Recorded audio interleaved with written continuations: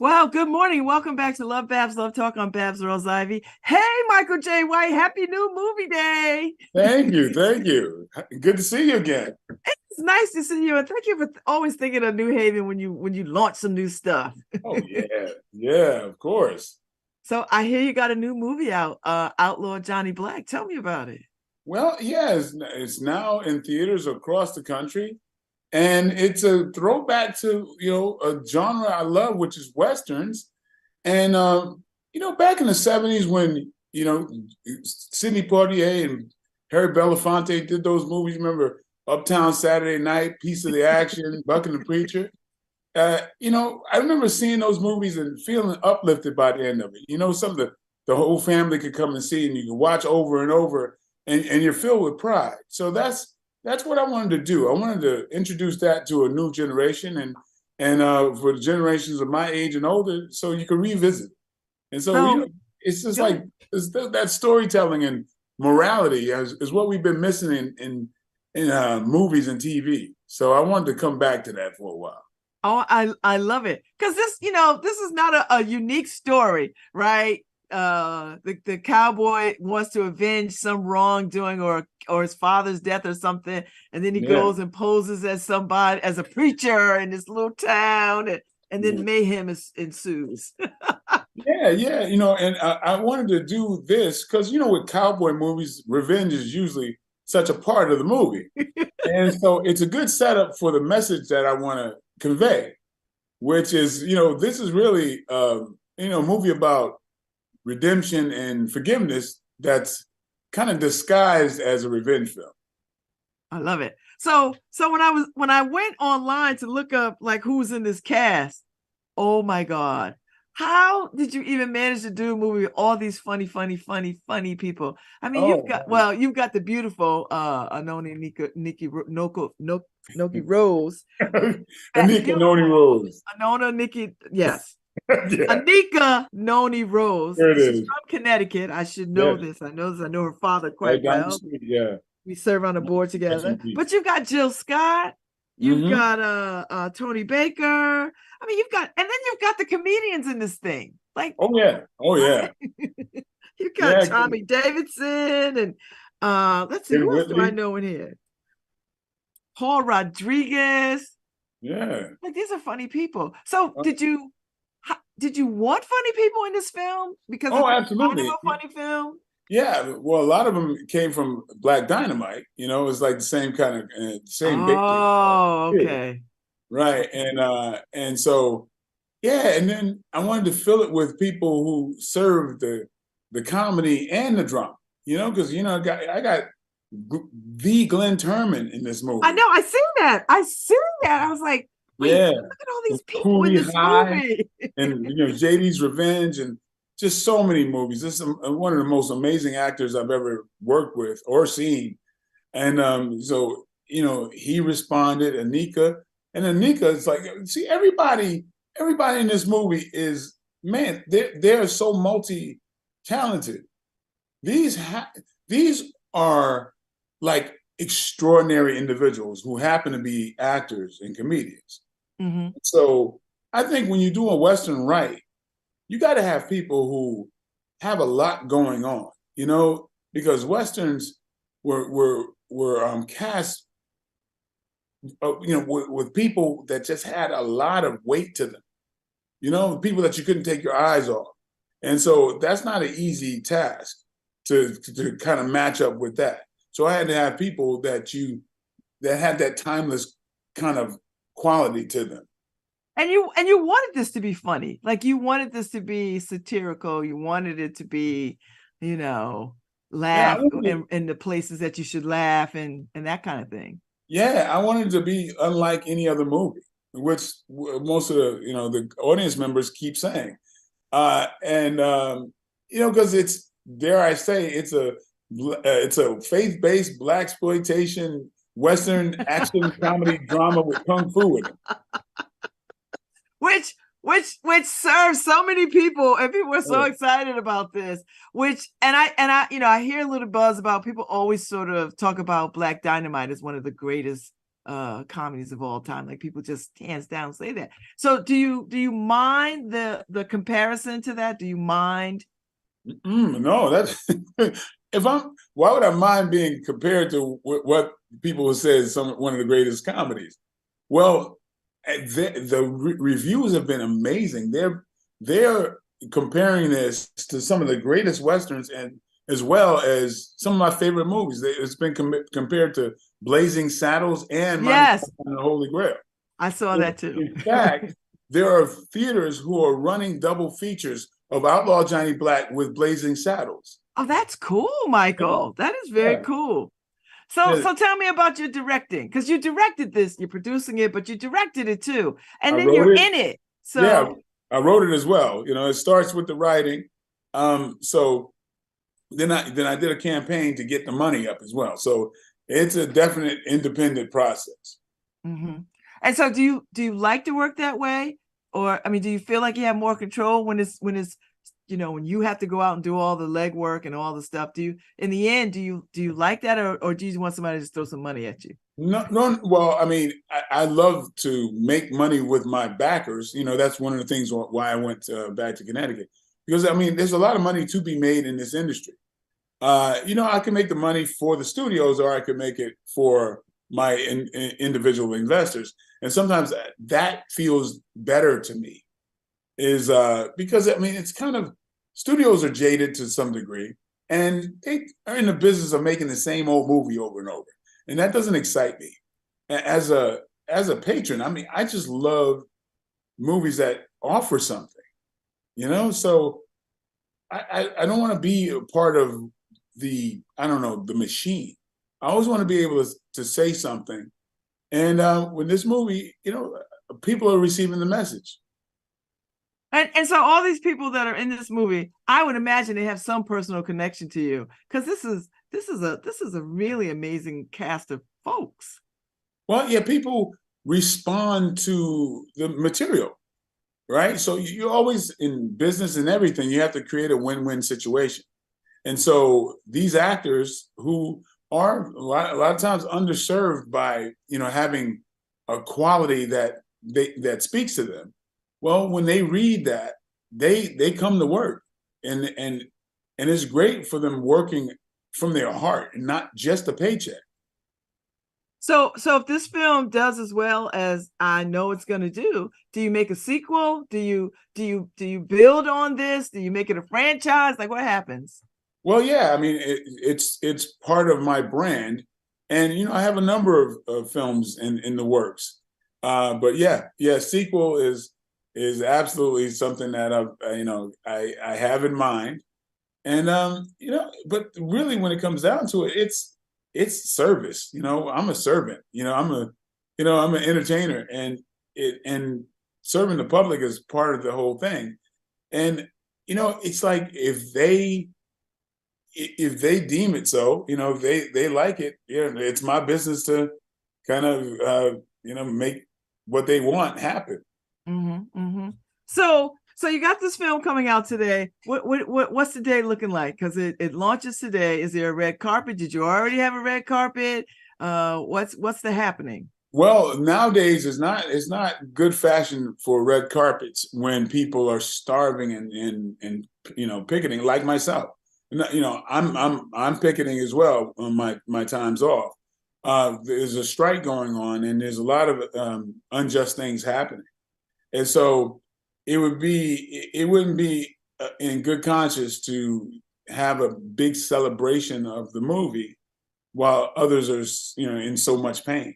Mm-hmm. So, we've had screenings for the cast and crew. And the fact that we have a message with this movie, and it's a message to independent filmmaking, that this is the way that we must go to rectify the situation that we're striking for.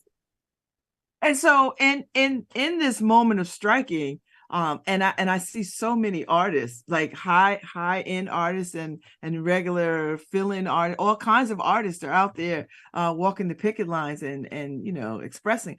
Where do you hope this winds up, and how do y'all keep your spirits up walking these picket lines, knowing that there's different kinds of press out there talking about all kinds of things? Well, yeah, you just got to do what's in your heart.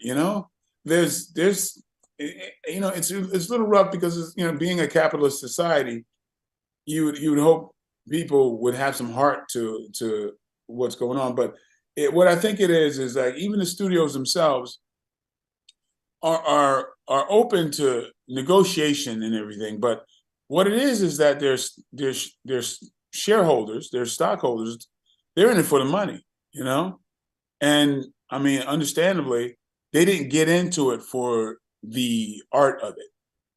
So when your stockholders are like, no, we're in this to make money and that's it. Well, it'll take a while because there's some deaf ears going on there, but the studios are being hurt. Luckily, a lot of them have content to sustain them to a certain degree, and then they're going to feel the sting. So that's what we have to kind of be in there, for the long run, but also embracing independent movies outside of the studio system, like Outlaw Johnny Black. And this is why I've been permitted to promote this movie, because with a SAG agreement, they will get behind the movies that help the cause, like my movie. And so that's another thing is, I mean, a lot of the movie going public don't understand what's happening. And they don't understand that there are people who make a living getting residuals that they no longer can get because of these streaming services. They're not paying people. It's not trickling down at all, where it's been something that has been there and fair, in all fairness, for a lot of years. When your movie would play on TV or on HBO or whatever, you then get a cut of that. That's part of why you do that. That's part of how you make your living, because it trickles down. So you're being paid for your art and your blood, sweat, and tears. Now with the streaming services, well, the producer, they receive all the money and they don't share it with anyone else. So that's just sad. I would hope that since they've had such a windfall for so many years and got all this money from all these artists that didn't get their cut, well, they've banked a lot of currency by now. It's time to share. And I think the music industry is having these same kinds of conversations. Oh my goodness, yeah. And I think they are paying attention to what y'all are doing, because they have to figure out some kind of way to address this too. Well, yeah, the music industry has been dealing with it for a long time. Because when you have a song that's 3 minutes long, you can take that and share it so easy. Well, not as much so with a movie, right? Because the bandwidth and everything else to share that movie is a lot more difficult. But the music industry has been maverick, and it's got so many it's like a ship that's been leaking all over. And I have a lot of artists, musical artist friends who've really had to fight for a long time. So you got this film coming out, Outlaw Johnny Black. Today is the big day. Yay, we're excited. I love a good Western. I said earlier, I was like, I love a good spaghetti Western, like where it's got satire, and I knew it would be some kung fu in this because it's you. And of course it would be some martial arts kind of thing in there, and a little gunslinging and beautiful women and witty dialogue. So your next film, do you depart from this, or have you made an astronaut space alien film yet, Mike? No, not yet, but I still have a lot of things up my sleeve. and movies that, you know, that actually speak to the human condition. I mean, this one has a story of redemption and forgiveness, which is something I really wanted to share, especially in these times. You know, these are, you know, such a time of division, and I think laughing together and seeing how much we have in common is a good thing at a good time right now. Okay. You know, one of the things that really touched my heart is one of the first screenings I had of this movie. A producer friend of mine left and called me the next day and said that because of seeing the movie, he reached out to his mom, who he hadn't spoken to in 8 years. And he reached out in connection to repair their relationship because of the message he got from this movie. And so when a producer, especially a jaded Hollywood producer who's seen several movies and everything else, if he's touched to change his life because of this movie, I felt like I did something right. And so if others are extracting that kind of nourishment from seeing this movie, I really want to encourage people to go out there, because that means a lot to me. And do you mind if we show a clip? Do you mind if we show a clip? Do you have time to let me show a clip, and then because Jackie Buster sent over a trailer, a piece of it. Okay. And I'd like to show it, and then you can just tell us about it. Sure. Yes, Harry, thank you. So.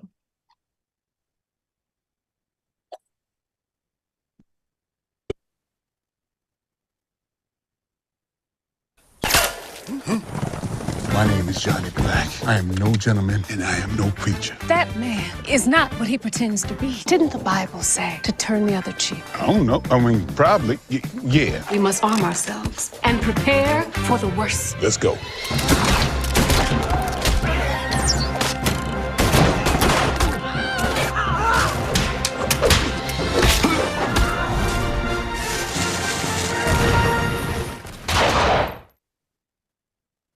Okay, you giving me some John Shaft in that. Like I'm feeling a little John Shaft in a Western, with a Western vibe. That's a good thing. I like it. And Miss Rose looks beautiful and very comely, you know what I mean? Very, very period. Yeah. I mean, she was the first and only person I thought of for this role, because Anika is just class personified. And one of those people who, when you really step back and look at her volume of work, I mean, and you know, she in all rights could be the biggest diva in Hollywood if she chose to be. And she has the backup for all of that. But she's such a humble person. And that's a quality that you want in your lead actor, you know? And so, I mean, I really haven't seen very many people with what she brings in Hollywood, period. So she, to me, was just the only person I could see as this character. Mm-hmm. Well, you've assembled an amazing cast of characters. And I tell you, I love that you have really taken gigantic studios and put it up there with the big boys and the big players. You know, you're putting out some really good work, and I would imagine that when you do that, it just makes it easier for you to attract more investors to do the kind of films that you do. Well, yeah, but Babz, as you know me, all money ain't good money. Yeah, you know. So I mean, honestly, I've had a career where money has been offered to me and roles and what have you, and it's really not about the sprint, it's about the marathon. And there are people who see that my movies have made a great deal of money, but I've learned things about myself, is that it's not about the money. It's not all about the money to me.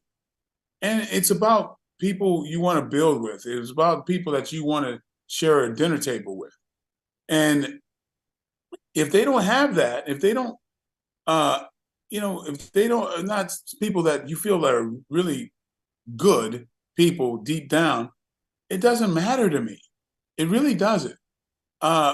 Because when you have fellowship with people that you admire and you respect, and their sensibilities align with yours, oh my God, there's nothing better than that. And so, you know, I think we're out here to serve, you know, the humanity. And I much rather be with people who feel the same way and really genuinely want to serve their community and serve others and not just themselves. And so it's worth the extra effort to align yourself with people like that, in my opinion. I like that. That's good. I mean, I know you. I've spent time with you, and I know that to be true of you. So now that the film is coming out today, and it'll be out for a moment. Do you stream it after that, or like what happens after? Well, yeah, but this is a traditional theatrical. It won't be streamed for quite some time. Okay. Yes, it's not like it's going to be in the theaters for a week or something. No, this is going to be in the theater for months. This is okay, that's good, because because people will be like, well, if I miss it, I'll catch it, on my streaming thing. But no, well, you'll be the last one. Okay, you'll be missing out on something because this is a weird thing, Mike. You want to go see a movie at the theater, and it's only there a short period of time, and the next thing you know, you're like, oh, I can't see it at the movies because it's not there. They take it away, and then then it streams, like, or they do a joint screening, a joint thing. But it's nice to go to the movies. Yeah, well, this one you have no choice. To see it, you have to go to the movies. And so and you'd be missing out if you to just watch it alone. This is designed for an audience. Okay. This is something like a play. Like this because I mean there hasn't been any movie quite like this. So it's great when you enjoy it with an audience, like I did last night. And there's jokes that the diehard Western fan will get that other people don't get. There's jokes that the blaxploitation audience that the rest of audience doesn't get. One gentleman that came last night, who really enjoyed the movie, Pat Boone. Oh, yeah. I know Pat Boone. Yes. Yes, Pat Boone, who's an amazing soldier of God. We spoke so long after the movie was done, and he enjoyed it so much. I mean, he's such an inspiration, and it just shows that it's such a big cross section of moviegoers who enjoy this. So that's what excites me. That's what makes me really happy. Is that it speaks to such a wide range of audience members. So where did you get to shoot this film? I know it's not in Brooklyn. Like, where is this film shot? Oh, no, I didn't shoot it in Brooklyn, but it is in Brooklyn. It's all over. It's worldwide now. Well, nationwide now. But I shot the movie in California in several Western locales, studios type of thing. Mm-hmm. Yeah, it looks good. I mean, it looks authentic. That's why I'm asking. Like where do you shoot a Western these days? Like, where do you get horses and period clothing? I mean, well, you hire people to find all those things, but it just I started. I got a lot of stuff. I bought a lot of stuff myself. Really? I shot this movie on my own back with my own money. Wow, because it meant that much to you, and you wanted to create the freedom to create what you wanted. Oh yeah. I can actually I have a warehouse, but I can actually outfit another Western if I chose. I have enough costumes and gear to do another movie that I own the stuff, so I could actually start renting it out if I need to. Oh, I love it. Well, that's an idea, right? So so that tells me there might be a second one of these, or another story, another component to this story. So absolutely. Well, I know you have to go because your team told me only 20 minutes. I think we stayed longer, and I appreciate that. But I'm so excited about this movie. When I saw the little things and I went online to see clips, I thought this is really funny with all the people and the story and the subject matter. And it's funny. It's genuinely funny.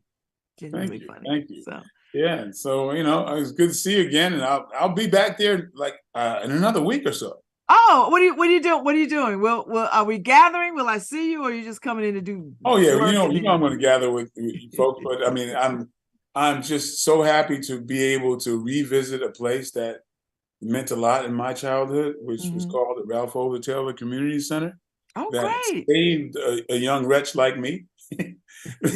So they've redone the place, and I'm going to take part in the ribbon cutting.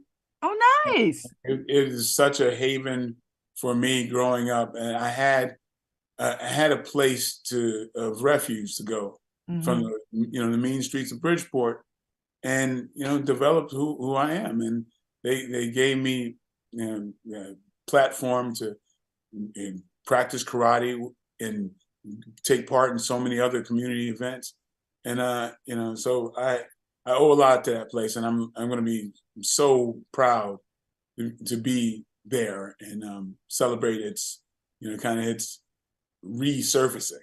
Oh, I love it, because now it could be something for another kid. It'll be something for other children, and somebody else, another Michael Jai White will come up through there. Yes, that's my dream. Yeah, I like that.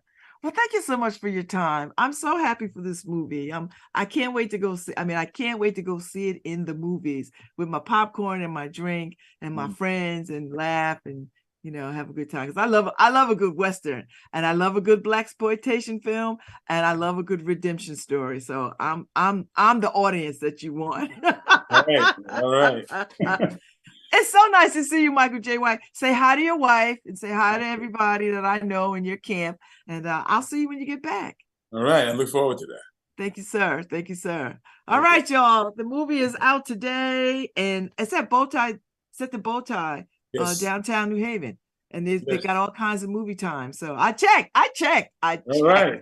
It's at the Bowtie Cinema. So it's downtown New Haven. So all you folks who are listening in the New Haven area, you want to know where it is, that's where it is. So go see it. All right. Thanks, Michael. I'll see you soon. See you soon. Okay, all right. Bye-bye. Thank you. Thank you. All right, Harry Jones, we should go to the movies together. I know you want to go. Let's go. Let's go, Harry. We're going to see this film. We're going to go see it. You, me, Karen, let's get it together. I think we'll have a good time. So, that's very nice. So I saw some of the clips. I've been reading some of the people's opinions of it. Overall, it's got some good opinions. People said some really good things about the film. It's long. It's about 2 hours, 15 minutes. That's all right. I mean, you spend 2 hours and 15 minutes in traffic, so you can spend 2 hours and 15 minutes in a really nice theater eating good popcorn and junk food and laughing with your friends. So I'm going to make it my business. I'm going to try to see it before he comes so that I can say, you know what, I did see the movie. So I'm gonna try to catch a matinee, because I'm one of these people, I like the movie theater all to myself. I don't really like to be in a movie theater with other people. I know, but I like being there by myself. So that's what I think I might do. I don't mind one or two other people, like my friends. Like if it's my friends, like, all right, me and my friends gonna go. But I don't want to be in there with other people. I know. It's a thing. It's a whole thing. I should be better, but I'm not. God knows my heart. But it's good. It's good. So I can't wait to see Outlaw Johnny Black by Michael Jai White. He is the producer, the director. He's starring in it. He's got a wonderful cast of characters. Let me tell you who's in this film. Anika Noni Rose, Tony Baker, Byron Mins, Martin Cove, Jill Scott is in this thing. Russell Peters, Randy Couture, Gary Anthony Williams, Donald Cerrone, Kim Whitley, my soror, is in this thing. Tommy Davidson, y'all know Tommy Davidson, comedian. Barry Bostwick is in this thing. Jalen Hall, Glenn Turman, the great Glenn Turman, Chris Browning, Paul Rodriguez, who is a Latino Hispanic comedian, Erica Ash, Kevin Chapman, Josh Barnett, Michael Collier, you know, is a comedian, Roger Yuan, John Mars, Heath Freeman, Ime Ikwa Kaur, Peter Shariako, Wayman Lee, Robert Mukes, Regan Mikado, Robert Goldman, Paul Sloan, Jay Giannone, Dame Stanfar, Tyler Bryan, Jarrell Pyro, Tucson Vernon, Tom Voss, Gary Seaves, Lauren Albo, Reggie Cullery, Jimmy Walker Jr., Dave Reeves, Troy Dillinger, Kyle Razorday, Edwin Moden II, Kaylin Jackson, Eric H. Heisner, Paul Logan, Yolanda English, and Bill Grady. That is the cast. That's a lot of people in the film, let me tell you. That's a lot of people. But go see it. I think you'll dig it. And then we'll talk about it. We'll talk it. So we'll talk about it. So this is the weekend for movies. There's gonna be 12 other movies coming out this weekend. So get to the theater and see this. So I'm gonna go see it. I'm gonna try to see it before I see him. I don't know how I'm gonna do it, but I figure if I can find a matinee time during the week, it's like, okay, I'm gonna go see this film. Let me go see it. So, and so sorry, Anika Noni Rules, for botching up your name. I just got tongue-tied. It happens to the best of us. To the best of us. So anyway, that's my Friday, y'all. I'm wrapping it up. And I've got a lot going on this weekend. I'm gonna try to get down to Cafe 9 for our Sticks, Bones, and the Bone Squad tonight. They are performing. That'll be kind of cool. It'll be really cool. Saturday, I'll be at the AKA's Fête en Noir. And they told us where it is. So you'll have to wait and see the pictures, because I don't know if they want me telling people where it's at. But I did get my email telling me where to show up. So that'll be fun. You're going to go do that. And then Sunday, I think I might be in New London for a little while. We'll see. Doing a little retreat stuff and chilling. Get me a little beach time in, because it'll be fall next week. It'll be fall. Fall is here. And today is like letting us know. So I will be back Monday. Hope y'all have a very good weekend. Stay safe and have a good time. And happy Hispanic Heritage Month. Shona Tova to all the folks who are celebrating Rosh Hashanah for the next couple of days. Hispanic Heritage Month is from September 15th to October 15th. So I'm going to do my best to bring some Hispanic history to the show, to remind people, that, the richness of Hispanic culture, the peoples of Latin descent, Latinx, Latino, Latinas, all of that. And so make it a good weekend. Have a good time. Stay safe. Oh, and there's a race tonight downtown, the bike race. So just be mindful when you're downtown, because you'll be like, gosh, why are there so many people downtown? Why is so much traffic? Well, there's a race downtown. It's going to be a race. So just be mindful so you don't get caught up in it and have to drive all the way out of your way to get to one place. I don't know how that's going to work tonight, because I got to figure out a way to get to Cafe 9, because the parking, I'm sure, is going to be limited. So, but anyway, we make it do what it do, baby. We make it do what it do. And I'm delighted. So thank you, Harry, for a great week. Thank you, Paul Bass. We kicked it off with a primary night, and that was fun. And just go to the New Haven Independent if you want to read more about that. And watch the videos if you want. If you didn't catch our shenanigans, me, Markeisha, and Michelle Turner. If you missed it, you can go back and watch it. And thank you, high five to Christine Stewart from Connecticut News Junkie for hanging out with us too, for the foolishness. So I'm out, Harry. I'm out. Play some music.